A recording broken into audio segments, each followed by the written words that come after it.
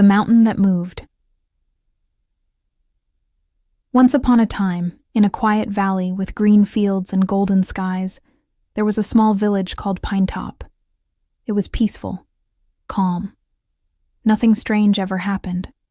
But every morning, the villagers would wake up and look at the same mountain, only to find it had moved.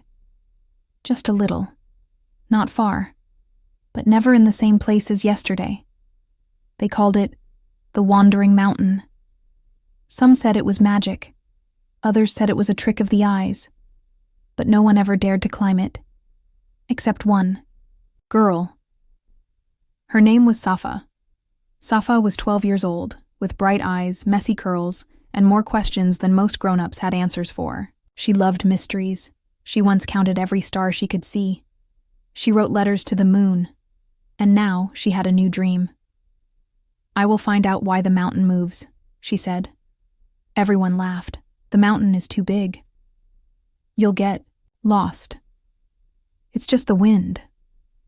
But Safa packed her backpack anyway, with bread, water, a notebook, and her lucky stone, and set off. The mountain looked still when she reached it.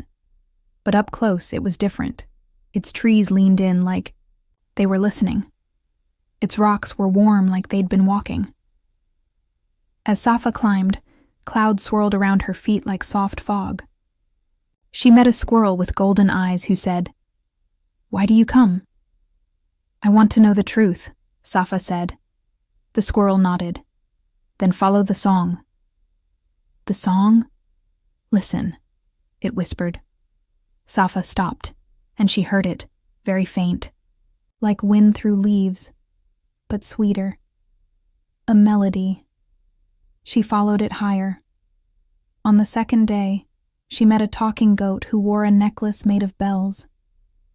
"Many try to reach the top," the goat said. "Few listen long enough."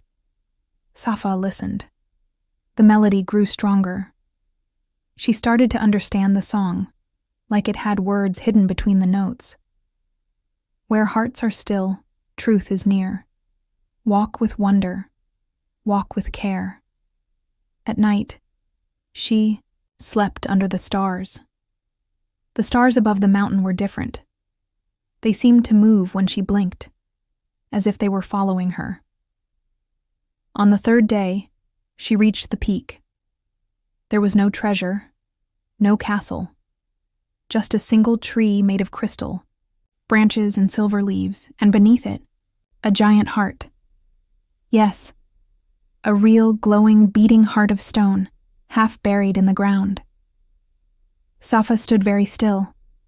The heart beat softly, and the mountain rumbled gently. It was alive. Then a voice filled the air, not from a person, but from everywhere, at once. "You are the first in many years to truly climb," it said. Safa swallowed. "Why do you move?" The mountain answered, "Because the world is always changing, and I choose to change with it. People fear change, but you were curious. And curiosity is the first step to understanding." Safa touched the heart. It was warm, like sunlight. "Can I tell others?" she asked, "if they will listen?" And with a soft breath, the mountain began to lower her gently to the ground, carried by clouds, cradled by wind. When Safa returned to the village, everyone stared. "What happened up there?" they asked. Safa smiled and opened her notebook. "It's not just a mountain," she said. "It's a traveler, a thinker, like us." Some still laughed, but many listened, especially the children. They began watching the mountain differently. They waved to it in the morning, and some nights they swore they heard music in the hills, and every full moon the mountain moved. Just a little, and Safa knew it was listening too.